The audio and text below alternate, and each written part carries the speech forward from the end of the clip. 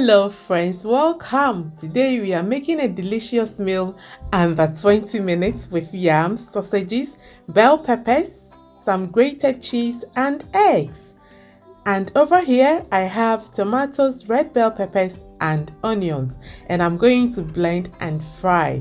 If you are new, a special welcome to you. I hope you join the family by subscribing. If you love this recipe, please don't forget to give your sis a thumbs up and subscribe. Subscribe with your notification bell on to receive all future uploads. I do hope you enjoy this video.